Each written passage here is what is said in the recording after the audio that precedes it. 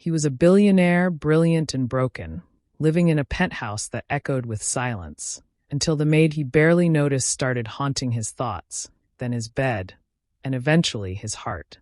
But when she walked away, he was forced to face the one thing money could never buy: love and the courage to fight for it. Hello family, welcome to True Life Stories. Please subscribe and leave a like for us, it means the world to us. Also share this video to your friends and loved ones and turn on post notifications so you don't miss future videos from us. Thank you as you do so. Sit back and relax as we dive into the story. The city never slept, but inside the glass and steel tower that pierced the Manhattan skyline, it was always quiet. Adrian Wolfe liked it that way. The floor-to-ceiling windows wrapped around his penthouse like a transparent fortress. Below him, traffic buzzed, neon lights flashed, and New York throbbed with life. But 39 floors above the chaos, everything was still. Too still. He sat at the edge of a sleek, modern couch, elbows resting on his knees, eyes fixed on the city lights. A half-drunk tumbler of scotch sat untouched on the table beside him, ice melting slowly, forgotten. Work had ended 3 hours ago. Not that it ever really ended. Adrian was the founder and CEO of Wolfe Systems, one of the fastest-growing AI tech companies in the country. Even when he wasn't in the office, his mind never left it. Every room in the penthouse was wired into a private neural server he'd built himself. He liked control. He liked silence. He liked solitude. Or so he told himself. Behind him, soft footsteps approached. Familiar. Steady. Mr. Wolfe, came the warm voice of a woman he'd known for over a decade. Dinner is served. I left it in the kitchen, as usual.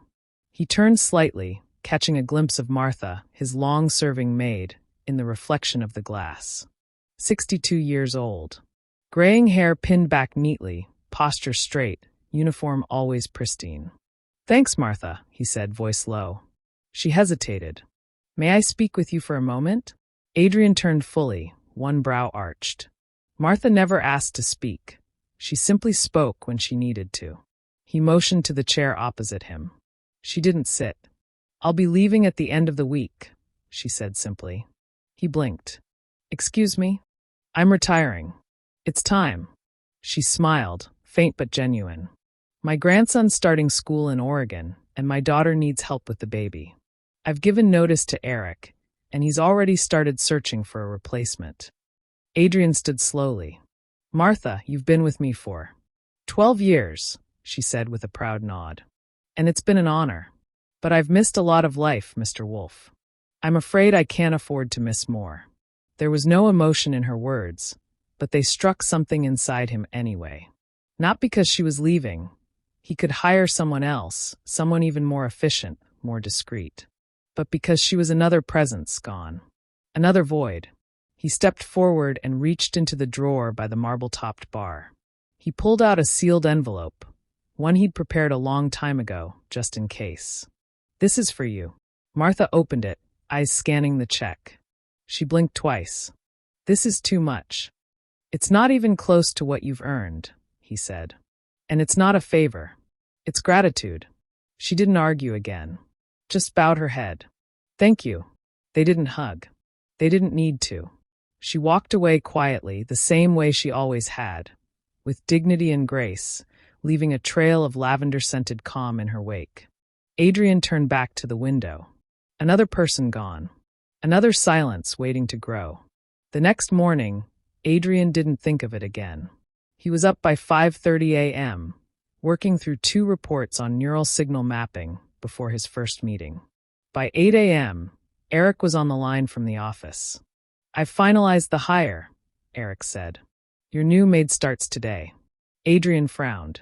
You hired someone already? She came highly recommended. Agency vouched for her, ran background checks. She's clean, experienced, and quiet. Figured you'd appreciate not having to deal with the details. He did. Usually. Fine, Adrian said. I don't want disruptions. She'll be there by 10. At 10:15 a.m., Adrian was in his home office. A sleek room filled with black glass monitors and custom-built AI servers humming softly. He didn't hear the elevator ding. Didn't hear the front door open. He was deep into a coding review when the faintest shift in the air caught his attention. A soft knock. He turned. The door opened slightly. "Mr. Wolf." A voice quiet, unsure. Adrian looked up. She stepped inside. And something shifted. She wore the standard navy uniform of the household staff, sleeves rolled neatly to her elbows. Brown hair pinned up in a loose knot, a few strands falling around her face. Her skin glowed under the morning light pouring through the windows. But it was her eyes, wide, thoughtful, a shade of green that seemed almost too vivid, that held him. She looked young. Not fragile, but young. Late 20s, maybe. But there was a steadiness to her. A calm that reminded him, strangely, of Martha. "I'm Sophia. I was told to report to you," she said, clasping her hands in front of her. He didn't speak. Just stared. She shifted awkwardly. "I've already seen the layout. I won't get in your way." He cleared his throat, eyes narrowing slightly. "Who hired you?" "Mr. Eric. From the agency. I have my documents if you need them." "That won't be necessary." She gave a small nod. "I'll be in the kitchen, unless you need anything." He watched her go. He didn't mean to. But he did. That afternoon, he found himself walking into the living room at exactly 2 p.m., the time Martha usually cleaned the bookshelves. He wasn't thinking about it consciously. But when he walked in and saw Sophia gently dusting the first edition books, humming softly to herself, something about it stopped him. She hadn't seen him. Her movements were delicate, almost reverent. She touched the shelves like they were something sacred.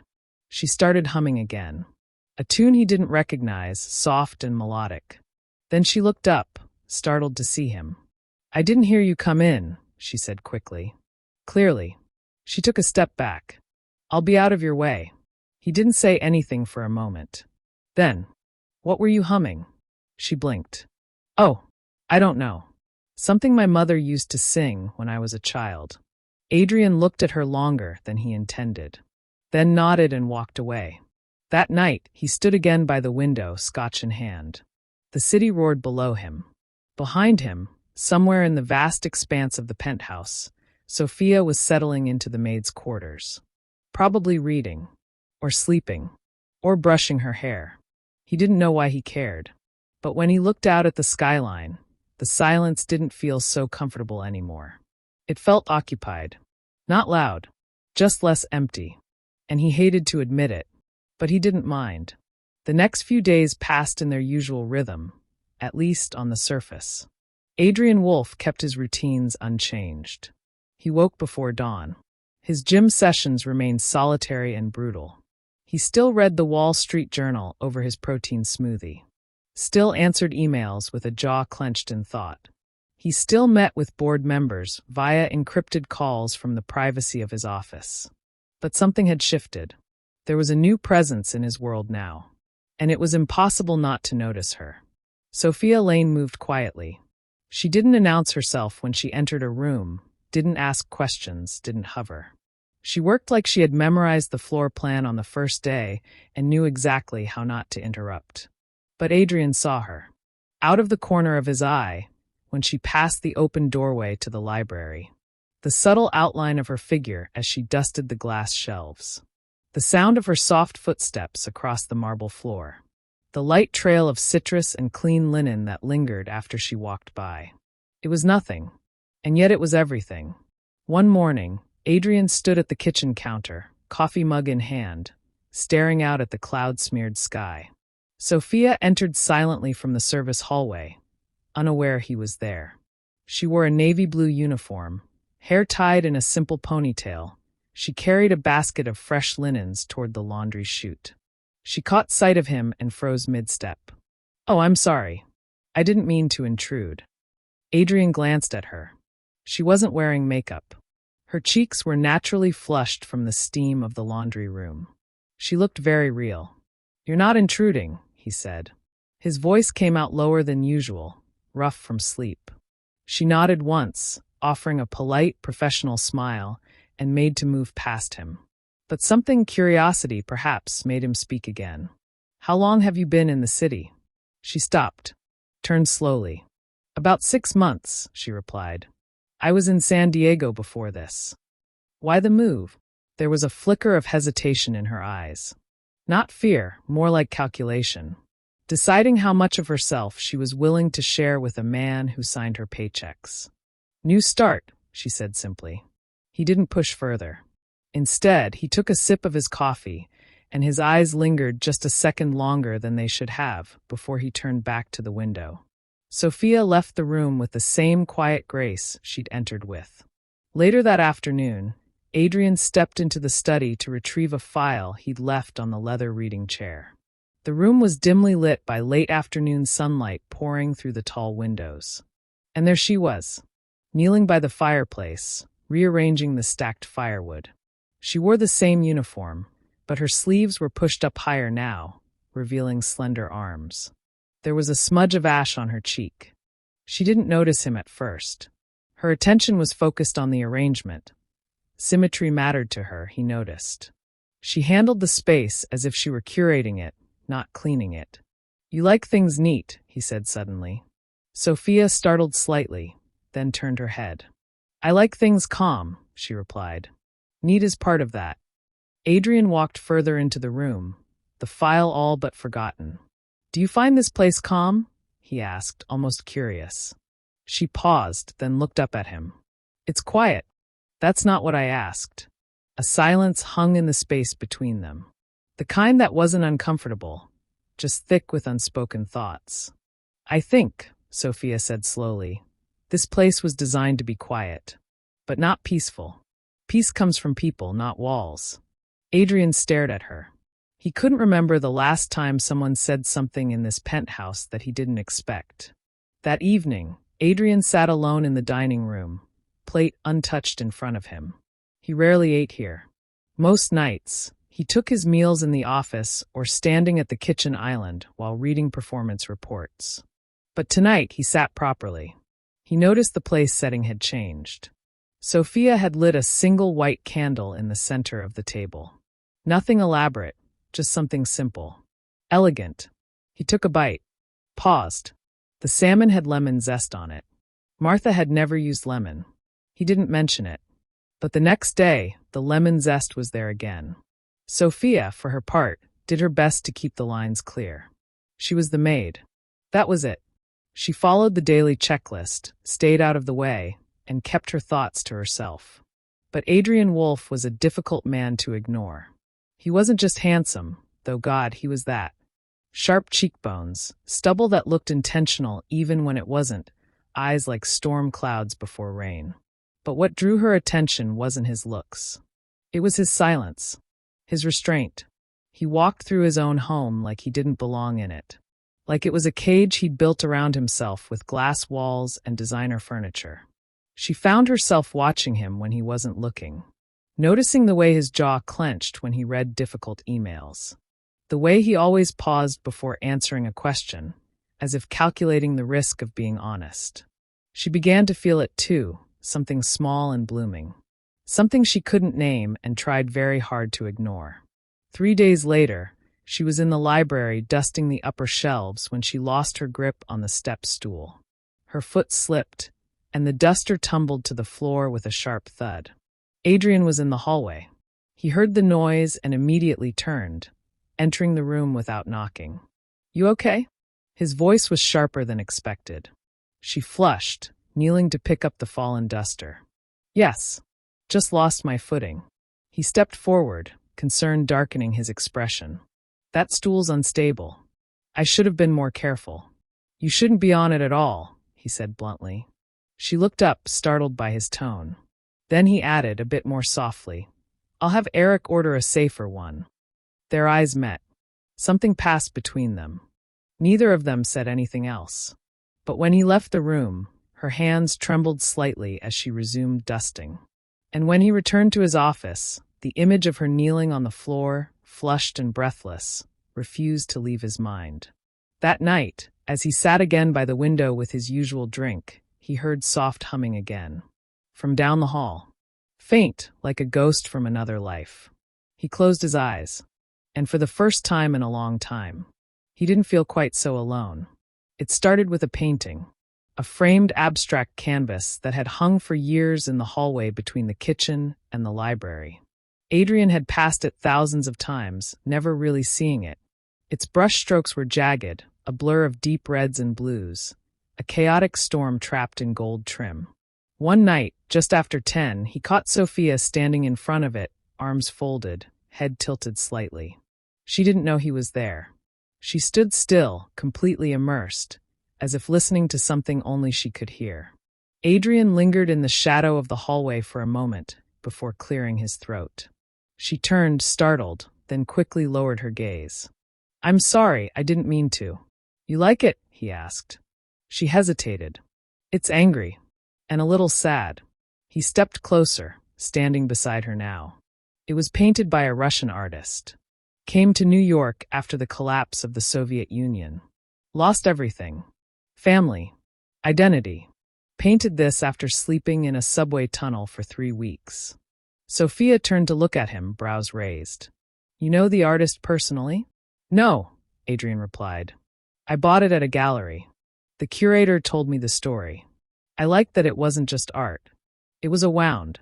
He glanced at her then. She wasn't smiling, but she understood. That was the difference. Sophia Lane understood silence. She understood pain that didn't scream, that lived in walls and broken brushstrokes. Maybe that was why he kept watching her. Why he couldn't stop. She gave a small nod, then turned to leave. But he stopped her. "Stay a moment." She turned back slowly. "I want to ask you something." A beat passed. Then she nodded. "Of course." He led her to the den, a room he rarely used unless he had company, which he rarely did. It was quieter here. A fireplace against the far wall, a velvet armchair beside it. A large oak coffee table centered between a leather sofa and 2 accent chairs. He poured himself a whiskey. Held up the bottle wordlessly. She shook her head. He sat on the edge of the couch and watched the amber liquid swirl in the glass. "I'm not used to people," he said. Sophia stood near the bookshelves, unsure whether she should sit or leave. "You don't have to explain yourself to me, Mr. Wolf." "Adrian," he corrected quietly. "Just Adrian tonight." She hesitated, then nodded once. "All right." He gestured to the chair across from him. She crossed the room slowly and sat, her posture straight, hands folded in her lap. "I've been alone for a long time," he said, looking at her now. "It wasn't always like this. I had someone years ago. A fiancé." Sophia's brows lifted just slightly. She didn't speak, just listened. She was charming, warm, the kind of person who made everyone feel special, including me. He paused, drank. She was also very good at lying. Sophia's expression softened. "She sold insider information about my company to one of our competitors. Used our engagement to get access to my personal files. It cost me over $200 million in lost deals. I buried it. Silently. Quietly. For the company's sake. For mine." He turned the glass in his hand. "But something broke after that. I didn't even care about the money. I cared that I let her in." Silence fell again. Not heavy. Just full. Sophia's voice was quiet when she finally spoke. "That's not your fault." "Isn't it?" he said with a bitter smile. "I saw the signs. I ignored them. Thought I could buy love the way I buy companies. Out-negotiate betrayal. Turns out, I'm not that smart. You're human." He looked at her. The room felt warmer now. Softer. "You're different," he said. She blinked. "I'm just the maid." "No," he said. "You're not just anything." Her breath caught. He stood slowly and crossed the space between them. Stopped a few feet away. "Close, but not too close. I watch you, Sophia. Every day. The way you move through this place. Like you're healing it without even trying." She didn't know what to say. Her heart was racing. Her throat tight. "I find myself waiting for you," he admitted. "Noticing your humming when you clean the shelves. Wanting to ask you questions I shouldn't ask." "Like what?" she whispered. He knelt in front of her, glass set aside now, his voice low and unguarded. "Like what makes you smile when you're alone in the kitchen? Or why you touch the piano when you think no one's looking? Or if you've ever been loved the way you deserve to be." Her chest rose and fell in shallow breaths. You shouldn't say those things. Why not? Because I work for you. Because this isn't part of my job. Because if I let you in, she trailed off, her voice breaking, I don't know if I'll survive being pushed out again. He looked at her.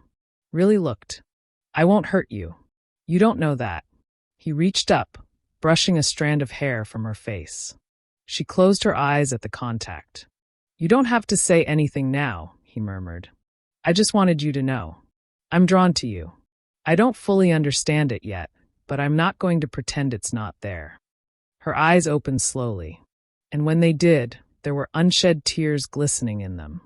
I can't be a toy for a lonely man, she said, voice trembling. I've done that before. Given myself to someone who didn't see me. I won't do it again. He stood, respectful, hands at his sides. I don't want a toy, Sophia. He looked down at her. I want a reason to stop feeling like everything I touch turns cold. With that, he left the room. No grand exit. No slamming doors. Just a soft, almost broken silence that trailed behind him. Sophia sat frozen for several minutes after he was gone. Her palms were damp. Her chest ached.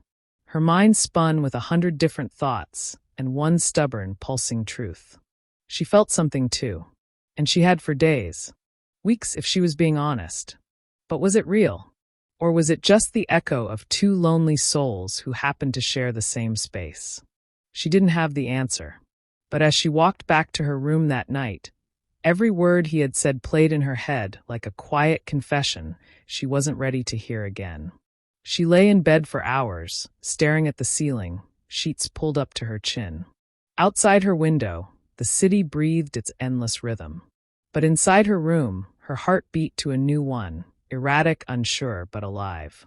For the first time in a long time, hope and fear lived side by side. And she didn't know which one would win. It was nearly midnight when Sophia stood in the hallway outside Adrian Wolf's bedroom. She shouldn't have been there. Her bare feet made no sound against the heated marble floors. She wore a soft gray cotton robe, her own, nothing fancy, tied tightly around her waist, her fingers knotted in the sash. The corridor was dimly lit by golden wall sconces, casting long shadows over the elegant molding and quiet art pieces that lined the walls. She had passed this hallway 1,000 times, cleaning, dusting, carrying linens. But this was the first time she had paused. Paused and considered knocking. Considered crossing a line she swore she wouldn't cross. Inside the room, she could hear faint music. Classical, Chopin maybe. Something soft and aching. And she could imagine him there, alone like always, nursing a drink in the leather chair by the window. Thinking too much. Sleeping too little. She should have turned back. But she didn't. She raised her hand and knocked. Once.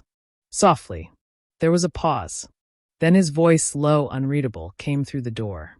Sophia? Her breath hitched. It's me. The door opened slowly. He was standing there, barefoot in black lounge pants and a charcoal gray t-shirt, his jaw shadowed with stubble. He looked less like a billionaire and more like a man finally too tired to pretend he was invincible. His eyes traveled over her robe, then back to her face. He said nothing. Neither did she. Then, without a word, he stepped aside. She entered. The door closed behind her with a soft click. She didn't expect to speak. And neither of them did, not at first. She walked to the window, stared out at the city, alive, glittering, merciless. He remained by the door, watching her, studying the curve of her shoulders, the way her hair, still damp from the shower, clung to the nape of her neck. Finally, she turned around to face him. I couldn't sleep, she said quietly. Adrian's gaze flicked to her lips. Neither could I. I've been trying to ignore this, she admitted. He took a slow step forward. Me too. But I can't, she whispered. He reached her in 2 strides, his hand lifting to brush a strand of hair from her cheek. She leaned into it instinctively, eyes fluttering closed for half a second.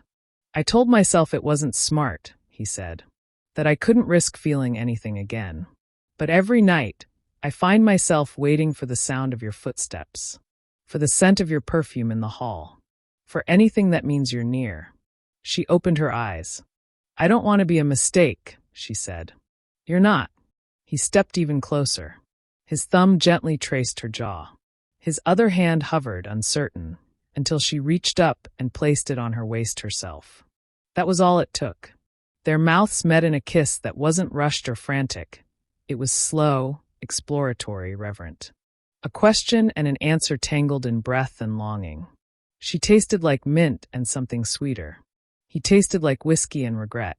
He pulled her closer, his arms circling her waist, and she melted into him like a secret finally being told. He led her to the bed without speaking, lifting her into his arms as though afraid she'd disappear if he let her go. The first time was unhurried. There was no performance, no pretense, just heat and skin and whispered sighs. He traced every inch of her like he was trying to memorize her. She touched him like she didn't know if this would ever happen again. He kissed her shoulder in the dark. She ran her fingers through his hair, pulled him back to her mouth. And when it was over, she didn't rush to leave. Instead, she curled into his chest, listened to the sound of his breathing settle, felt the weight of his arm around her waist. It was the first time in years either of them had fallen asleep with someone else in the bed. And it didn't feel wrong. It felt inevitable. She returned to her room before dawn, slipping away quietly. But the next night, she came back. This time, he opened the door before she even knocked. And then it became a ritual. Every night. Sometimes they talked first. Other times, they didn't need to. She'd arrive in her robe, and he'd meet her at the threshold like he'd been waiting. Always shirtless. Always tired, until she touched him. They didn't talk about what it meant. Or what it didn't. There were no titles. No rules. Only need. Only the way his fingers always found the small of her back before he kissed her. The way she'd cup his face in her palms after he whispered her name in the dark. She tried to tell herself it didn't matter. That this was enough. That she could live with being just a comfort to a man who didn't know how to give his heart away. But slowly she began to unravel. It started in the kitchen. The morning she found herself making his coffee just the way he liked it, 2 sugars, a splash of oat milk. He hadn't asked.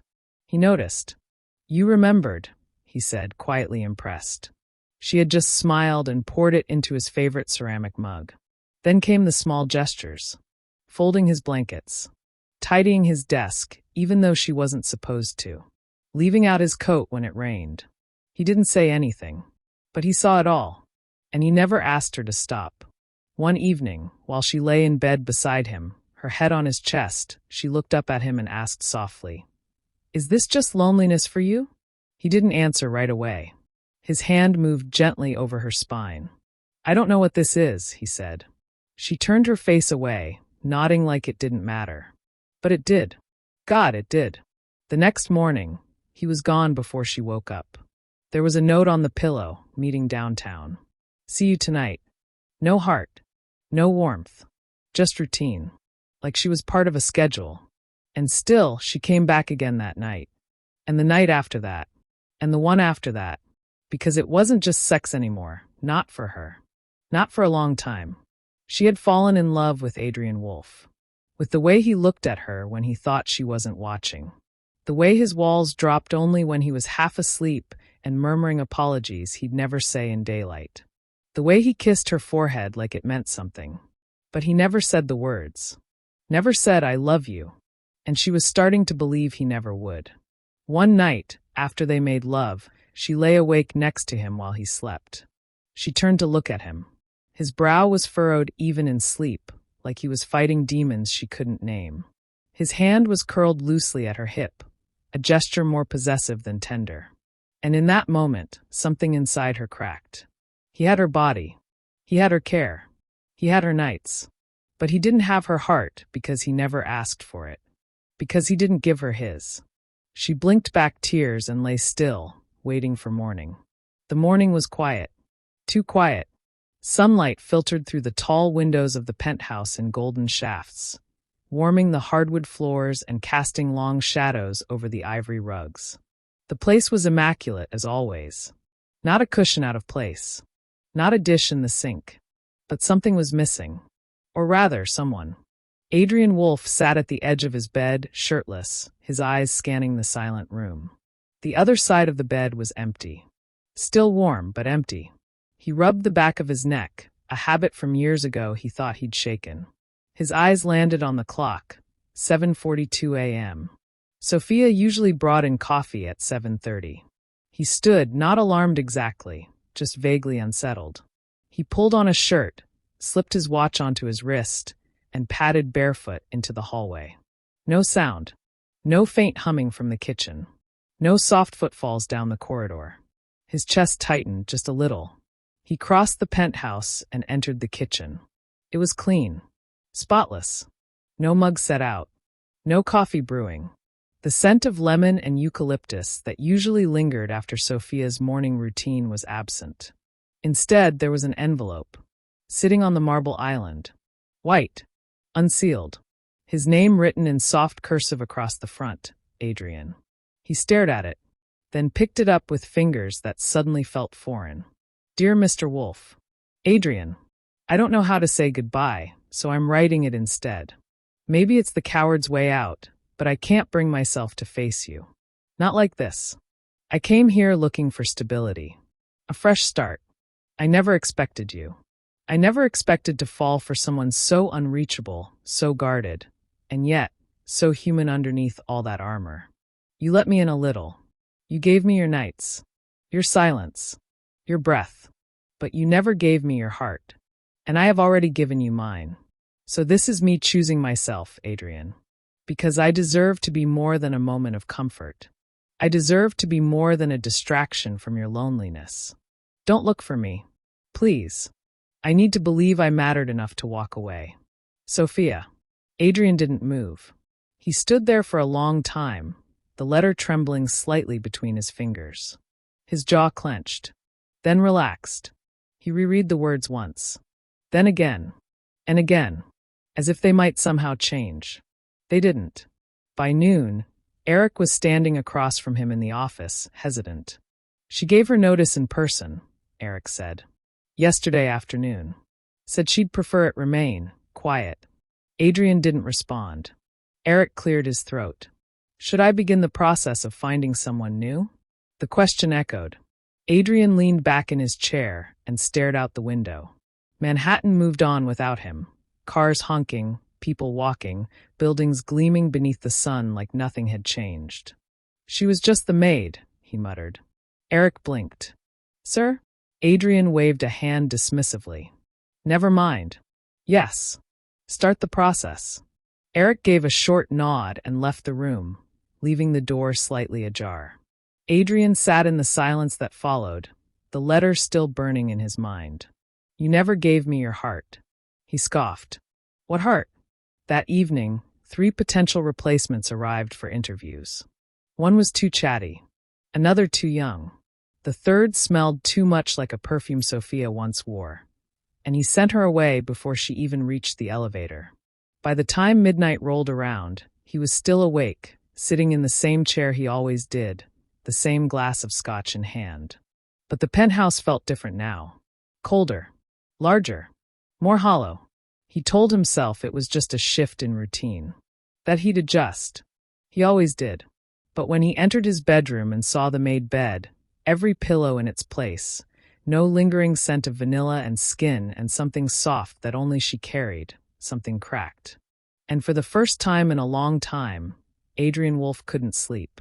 Days passed, then a week, and every night he waited, without meaning to. Some part of him still listened for her steps in the hallway, still expected the knock that never came. He didn't admit it out loud, didn't tell Eric, didn't tell himself. But Sophia was in every room. She was in the robe still hanging behind the bathroom door. In the small, barely noticeable chip on the corner of the marble counter where she once dropped a dish and stammered her apology. In the way his sheets still carried the faintest memory of her skin. He tried to work, tried to bury himself in meetings and new product launches and boardroom demands. But his mind wandered, back to the quiet way she looked at him when he wasn't watching. The sound of her voice saying goodnight in the softest tone he'd ever heard. The way she once placed her hand over his heart as if she were trying to protect it, even when he couldn't. One morning, Eric entered the office with his usual clipboard. "I've finalized the short list of maids for replacement. They're fully vetted." "I don't want anyone new," Adrian interrupted. Eric froze. "Sir? I said no replacements." "Not now." There was a pause. Then, cautiously, "Mr. Wolf, if I may speak freely?" Adrian nodded without looking up. She wasn't just a maid. Adrian's jaw tensed. She brought something into this place that none of us could. Light. Warmth. Maybe even forgiveness. And I think you know that. Adrian didn't respond. Eric took that as his cue to leave. That night, Adrian didn't drink. Didn't sit by the window. He sat in his bedroom, staring at the empty bed, the silence around him deafening. And finally, he said it aloud. "I miss you." His voice cracked. "I loved you." The words hovered in the air, raw and too late. And that's when he realized. He hadn't just lost a maid. He had lost the only person who ever saw him and stayed long enough to care. And he had let her walk away. Because he was too afraid to speak. The penthouse was colder now. It wasn't just the temperature. Adrian had a climate control system worth more than most people's homes. It was something else. Something weightless and hollow. Something like grief. A week had passed. A week without Sophia. A week of denying that she mattered more than a soft body in his bed. A week of pretending he didn't notice how much darker the rooms felt without her humming. A week of lying to himself. But denial, as Adrian Wolf was beginning to learn, had an expiration date. And his had arrived. He was sitting in the kitchen, alone, breakfast untouched. His phone buzzed beside him. A calendar reminder flashed across the screen. Quarterly executive call, 10 a.m. He ignored it. Instead, he scrolled through old security logs on his phone. He didn't know what he was looking for. Maybe the last time she walked out. Maybe her exact steps. Maybe something he missed. Anything. He reached the final camera still. The elevator. There she was. Sophia, in jeans and a beige coat, carrying a single duffel bag slung over her shoulder. Hair loose, face bare. She didn't look back.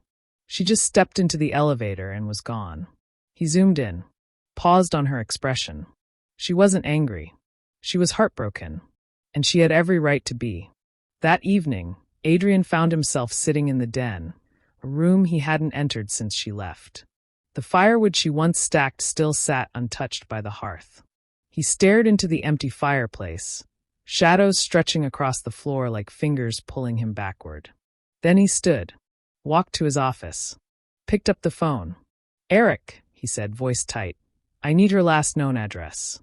Whatever she gave HR when she was hired." There was a pause. "Sir, I thought you said." "I changed my mind." Eric didn't argue. "Give me 10 minutes. By noon the next day, Adrian had an address. Brooklyn. Flatbush. A modest apartment complex, red brick, cracked sidewalk, a flickering porch light even in daylight. The building leaned slightly, like it had stories to tell, and no one left to hear them. He knocked on the door to apartment 4B. No answer. He knocked again. Harder. Still nothing. A voice called out from the next unit. An older woman, peeking through a slightly cracked door. "You looking for Sophia?" Adrian turned. "Yes. She doesn't live here anymore. Left about a week ago. Took her stuff, told me she was moving in with a friend in Queens."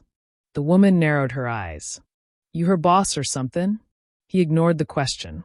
"Did she say which part of Queens?" The woman shrugged. Said the friend worked in a bookstore near Astoria Park. "That's all I know." It wasn't much. But it was enough. Adrian didn't send Eric. He didn't ask security. He got in his car and drove himself to Queens. The rain started halfway there. Thin at first, then steady. Traffic lights blurred on the windshield. Wipers beat a slow, rhythmic pulse, like a heartbeat he couldn't regulate. He drove past the park twice before spotting it. A small bookstore on a quiet street corner, wedged between a laundromat and a florist. The sign above the door read Hearth and Ink. He parked. Got out. The rain soaked through his coat in seconds, but he didn't notice. He walked inside, the bell above the door chiming softly. It smelled like paper and time and warmth. A woman behind the counter looked up, smiling politely. "Can I help you find something?" Adrian scanned the store. And there she was, in the back corner, crouched beside a stack of books, shelving them carefully. She hadn't seen him yet. His heart pounded so loudly he swore it echoed through the room. She stood, brushing her hands on her jeans, and turned. Then froze. Her mouth parted slightly. She didn't speak. Neither did he. They stood there, in the middle of thousands of stories neither of them had written, surrounded by words neither of them knew how to say. Sophia's eyes welled with tears. Adrian took a step forward. Then another. "I'm sorry," he said, voice barely above a whisper. "I know it's late. Too late. But I couldn't stay there and pretend I didn't care. I couldn't breathe without you." She swallowed hard but said nothing. "I told myself I didn't love you because it was easier than admitting I was scared," he continued. "I've lived in that fear for so long, I started to think it was safety." A tear rolled down her cheek. "And then you left. And everything went quiet in a way it's never been before. Not even when I was alone. Because now, I know what I'm missing." Her bottom lip trembled. He took another step, now inches from her. "I'm not asking for forgiveness," he said. "I'm not even asking for a second chance. I just wanted you to know that I love you." Her eyes closed at the words, like she'd waited too long to hear them. "I love you, Sophia. Not just the part of you that comforted me at night. All of you. Your silence. Your strength. The way you see through everything I pretend to be." He reached for her hand. She let him. "I didn't leave to punish you," she said, voice cracking.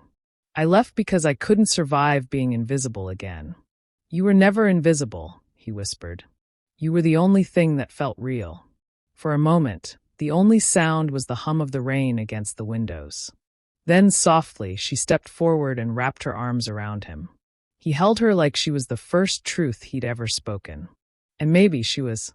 They didn't speak again for several minutes. Just stood there, holding each other between stacks of forgotten novels and rain-soaked windows. When she finally pulled back, she looked up at him with a tired, teary smile. "Are you sure you know what you're asking for?" she said. "Because I'm not just a warm body in your bed. I need more than that. I need honesty, and presence, and a reason to stay." Adrian nodded slowly. "You're not the maid," he said. "You're the woman I should have fought for from the beginning. And I'm fighting now." Sophia stared at him for a long, searching moment. Then she nodded. Once. And in that nod, there was forgiveness. They walked out of the bookstore together, hand in hand. The rain had stopped. And for the first time in years, Adrian Wolfe didn't look up at the city skyline, searching for something he couldn't name. Because what he'd been looking for wasn't above him. It was beside him. Adrian unlocked the front door with one hand while the other held hers. The moment they stepped inside, the air shifted. It wasn't dramatic or cinematic. No wind through curtains, no music, no whispered declarations. Just silence. But this silence was different. It wasn't cold or empty anymore. It was shared. Sophia paused in the foyer, her eyes drifting over the penthouse like she was seeing it for the first time. The floors were polished, the walls untouched, the art exactly where she'd left it. But everything felt altered now, like returning to the house you grew up in after being gone too long. Familiar, but not the same. Adrian turned to her, his voice quiet. "Nothing's changed since you left." She smiled faintly. "That's not true." They were both different now. That night, they didn't go to his bedroom. Instead, they curled up on the massive sectional sofa in the den. Feet bare, legs tangled beneath a throw blanket, the lights dimmed, a movie playing quietly in the background, forgotten before it reached the halfway mark. Adrian didn't try to pull her into anything more. He simply held her, as though he couldn't believe she was real again. Sophia rested her head on his chest, listening to the steady rhythm of his heart. One hand slid beneath his shirt, fingers splaying over warm skin. "You know I'm not the same girl who walked in here months ago," she murmured. "I know. I won't be your shadow anymore. I need to be seen." Fully. Adrian nodded, chin resting against the top of her head. You already are. She tilted her face to look at him. Say that again. Like you mean it. He turned his eyes down to hers, slow and sure.